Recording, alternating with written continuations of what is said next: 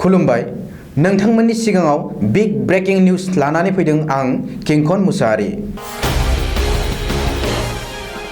नदियापारा बिजनीआव अखा गैयालाबानो थांनाय रबिबारनि हरनिफ्राय दैबाना। खुनु बेला बेबायदि दैबानाजों मोगा-मोगि जाफेराखैमोन बे गामियाव।